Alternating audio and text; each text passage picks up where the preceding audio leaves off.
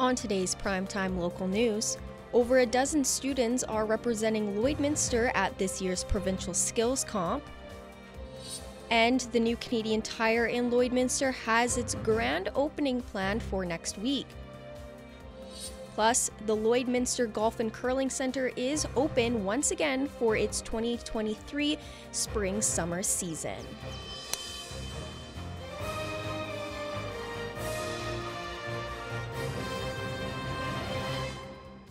Prime time local news, serving the Lakeland and Midwest regions. Back here in the border city, the new Canadian Tire in Lloydminster has its grand opening planned for next week. Our Callan Dunlop tells us more about the new location. The new Canadian Tire had its soft opening on October 27th of last year, where they opened right at the entrance of the city. Well, it's a much better location, much wider, bigger parking. We're at the very first store you see when you walk in or come in from the west. So I think it's just a great front location of the highway. We were kind of tucked into the corner down the road, the last one. So I think much better accessibility would be the best thing.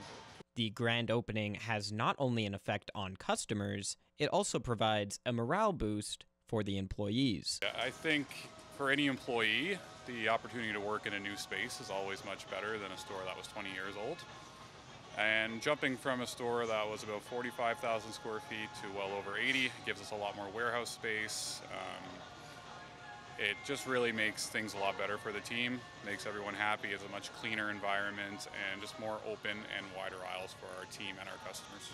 The official grand opening is set for May 11th. Callan Dunlop, primetime, local news. The Provincial Skills Competition has given students a chance to showcase their talents for more than 30 years in Alberta.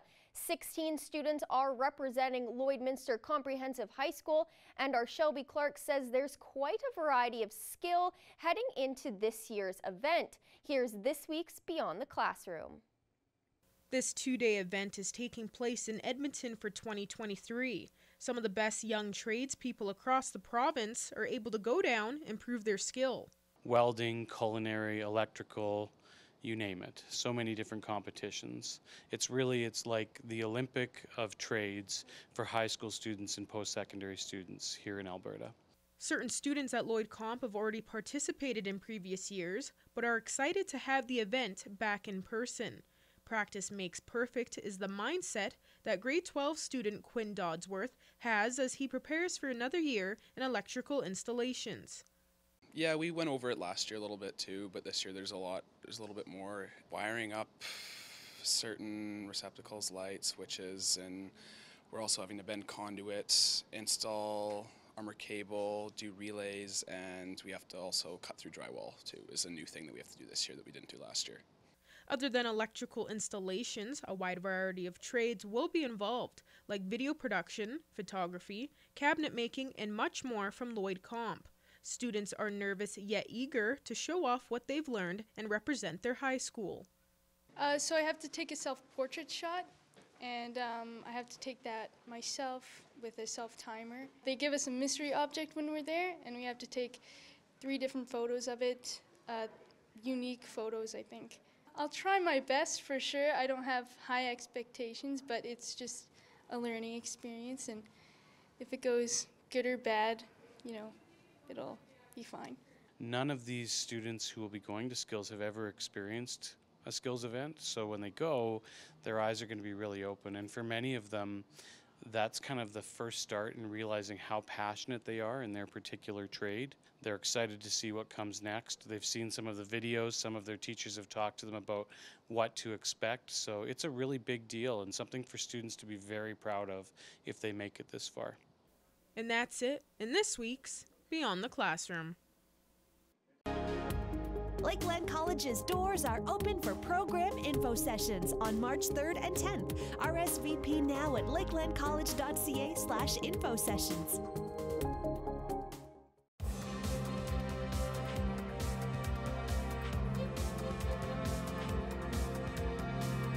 The Lloydminster Golf and Curling Centre is open once again for its 2023 spring-summer season.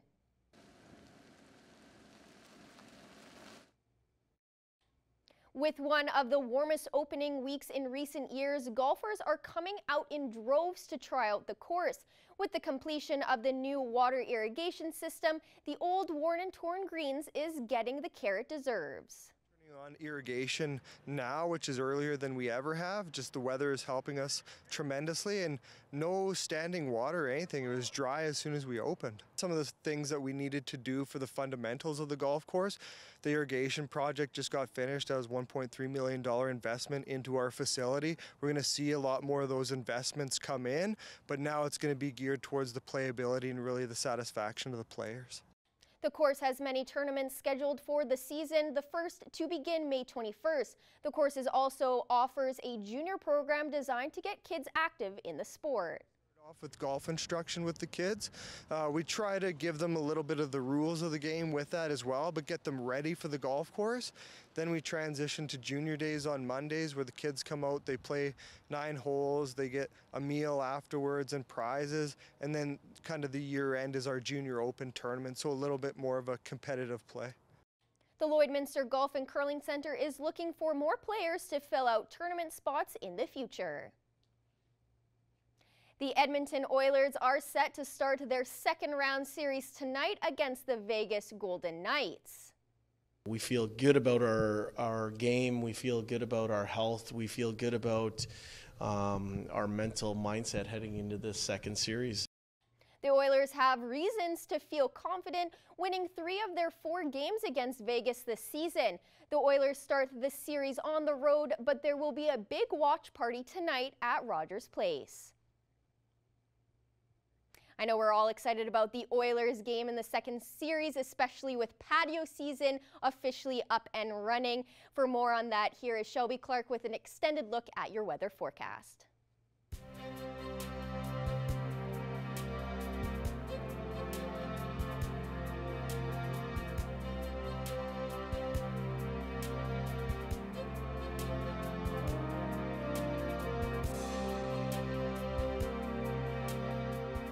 Righto indeed, Miss Abby St. John. Very pumped for tonight's game. Gonna be great. Patio season, so make sure to get out there and enjoy it and cheer on the Oilers. It's gonna be a great time, and I think we got some beautiful conditions tonight for it. But now as we look at an extended look for your weather forecast, we will be starting off with our central zone of the provinces here. On the Alberta side, we are even getting closer to that 30-degree mark, which we kind of expected as we were looking across the region there, especially for Edmonton as they're just at 29 degrees.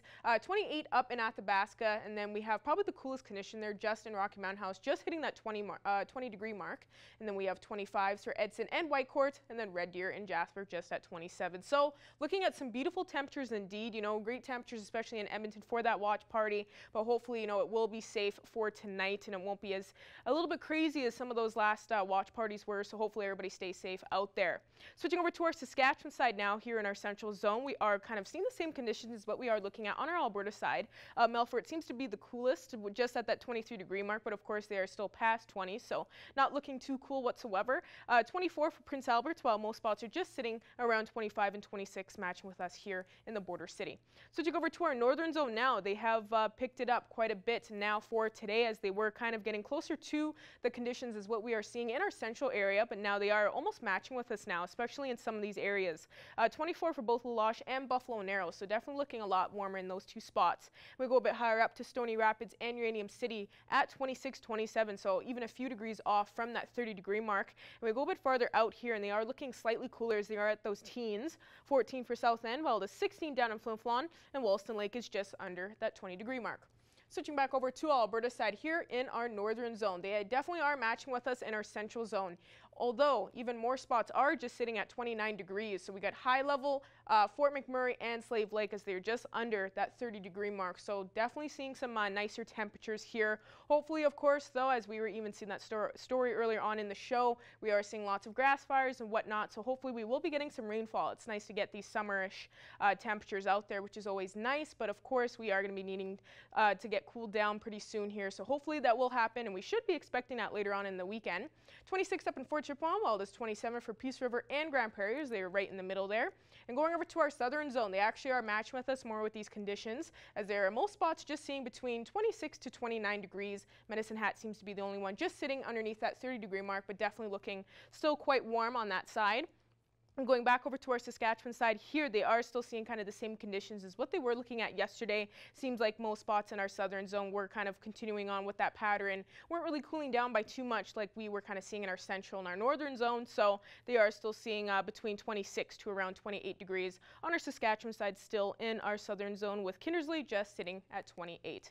But now as we look at some overnight evening lows, as we look on this list in our surrounding areas here, some spots even will be hitting those double digits for those plus temperatures for their evening low. Bonnyville and Provost with that low of 10. Then we have a low of 7 and 8 for Isle Cross and Paradise Hill expected, and Meadow Lake will be expecting a low of 6. So still beautiful temperatures expected for our evening tonight, and it will be quite calm and clear. Aren't really seeing any too crazy conditions. Now as we look at our hourly forecast for tomorrow, for our Thursday here in the Border City, beautiful graph there was we are almost even hitting that 30-degree mark for our daytime high, 27, so even warming up more than what we are seeing today. So definitely patio season and tanning season, as I was saying before. So as we look even past Thursday, we will actually cool down Friday with 18, seeing that 15 Saturday. So yes, it is a shame we will be cooling down, but like I said, it is well needed, because hopefully that 60% chance of precipitation on Sunday will actually come, and we will get some rainfall there, because as we head into next week on Monday, Tuesday, we will be warming it back up with even seeing 19 degrees next Wednesday. And that's all I have for now. Our Abby St. John will have our news coming up after the break.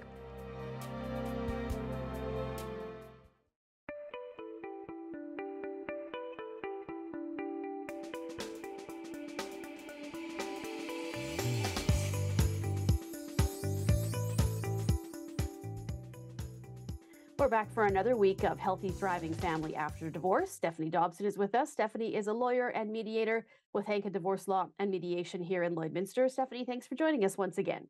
Yeah, thanks for having me as always, Stacey.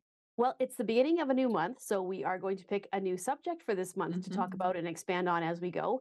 And this time it's child support. A lot can be said about this. There's so many different things that go with this. So first of all, let's talk about a high-level view of how child support actually works.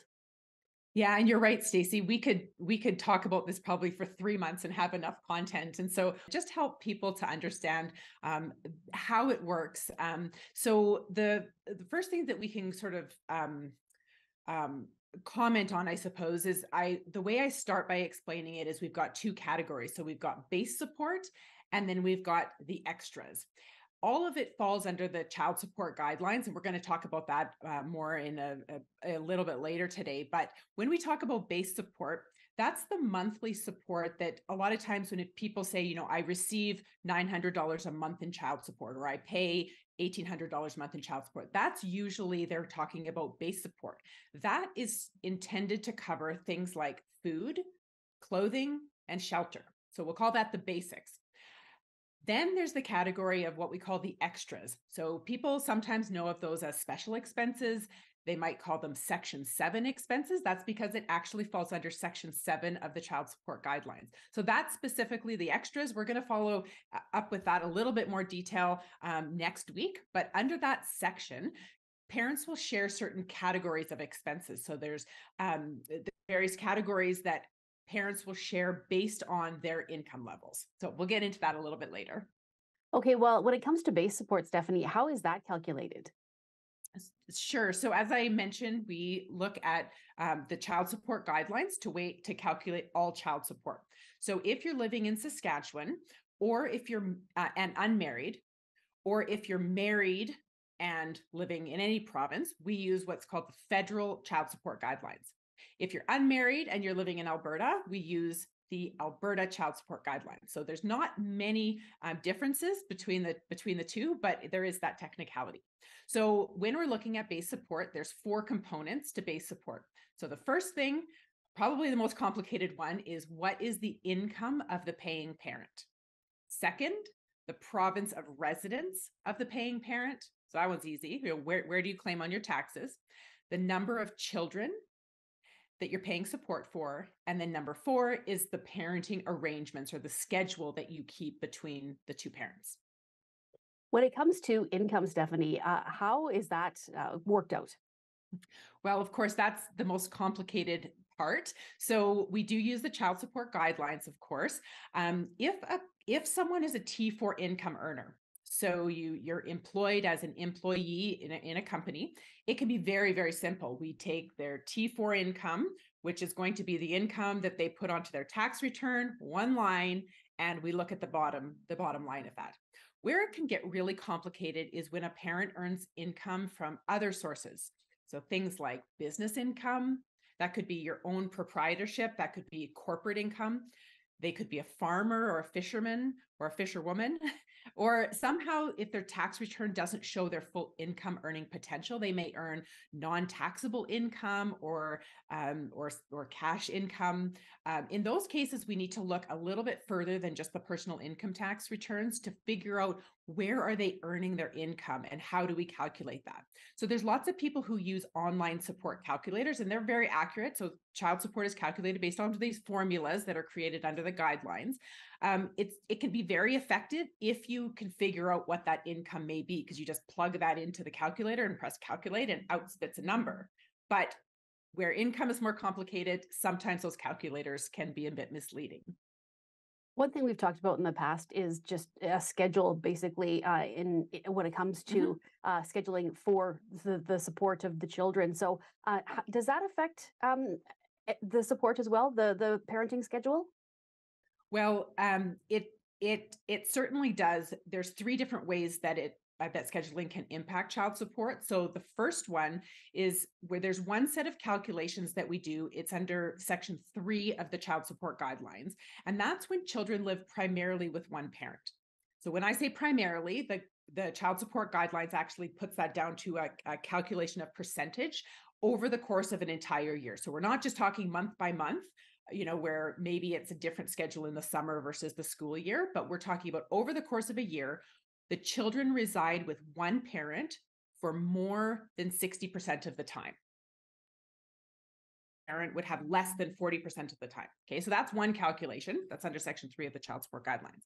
Then there's another kind of calculation that happens when there's shared parenting. Now we're going to talk about the shared parenting child support in a completely different episode, because of course that can get long-winded. But basically that's where each parent has at least 40% of the time. So with the kids, so that could be a 60-40 division of time, that could be 50-50, 55-45, but basically it's somewhat equal parenting time. So under that calculation, we actually do what's called a set-off approach. So that means we take what one parent would pay to parent A would pay to parent B if parent B had the kids full time primarily, and vice versa, and then we take the difference between those two. So we'll talk about that in another episode. Of course, it gets complicated. But number 3, we have what's called split parenting. So split parenting is when one or more children lives with one parent, children lives with another parent. So and that's when the children are split, and then the child support guidelines, of course, has a whole set of rules for them. All right, Stephanie. Well, lots of good information as usual, and we will continue this theme throughout the month. So thank you so much for joining me today, and we'll chat with you next week. Yeah, thanks, Stacey.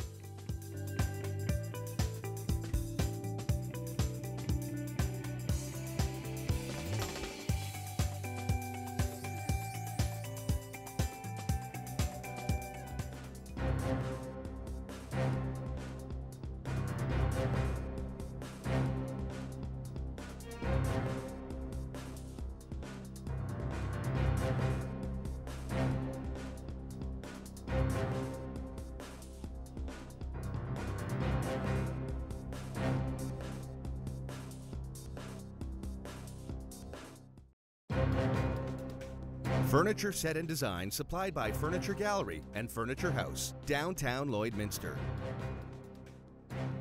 Today we have Jeff Mulligan, the COO of Aztec Safety, and he's here today to talk about the Aztec Safety Challenge, which is going to be a curling bonspiel, which is going to be taking place next winter. And so thank you so much for being with us today, Jeff. Glad to be here. Thanks for having us. All right, Jeff, tell me a little bit about how the Aztec Safety competition came to be and kind of where the idea stemmed from.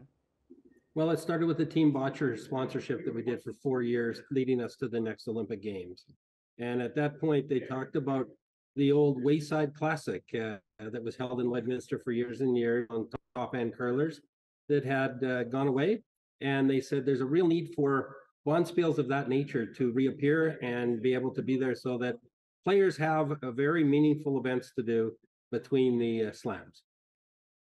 And so, Jeff, tell me a little bit about what exactly is going to be taking place at the Aztec Safety Challenge. You guys already mentioned the curling, but there's also going to be a junior component as well as other components throughout the community. So tell me a little bit about that.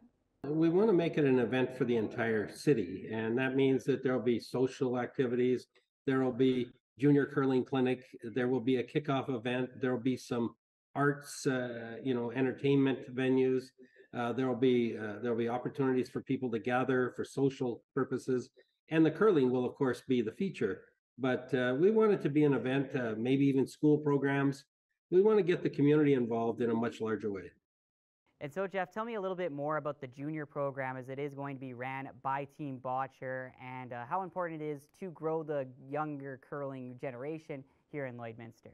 Well, we did one in December. We had 100 kids from around the region, junior curlers.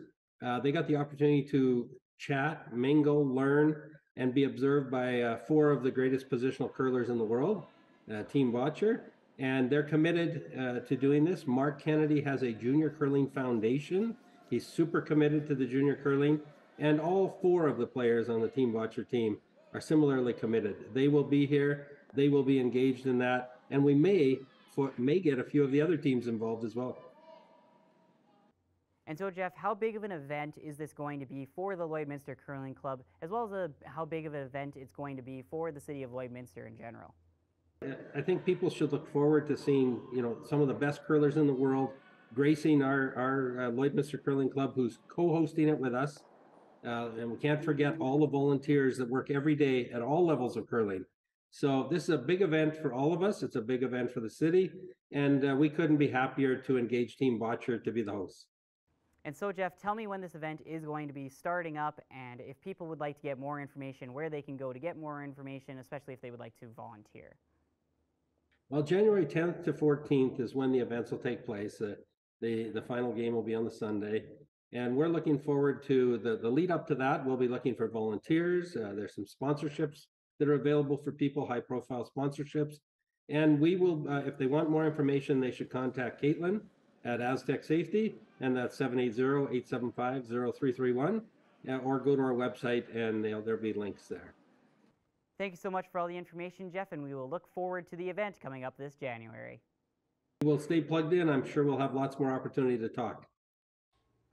And enough with another quick look at your 7-day forecast. We are expecting probably the warmest day of the week tomorrow, Thursday, 26 degrees and a lot more sunshine. So be prepared. It is definitely shorts and sun tanning weather, kind of crazy that we are having these summer temperatures.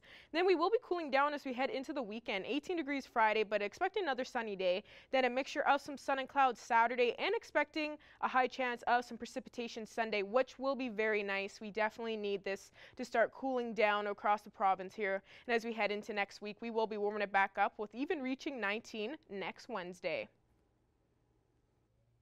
Thanks so much for that, Shelby. I'm looking forward to that little bit of rain that we'll get on Sunday. But that's all the time we have for Primetime Local News. Thank you so much for joining us, and have a great rest of your evening.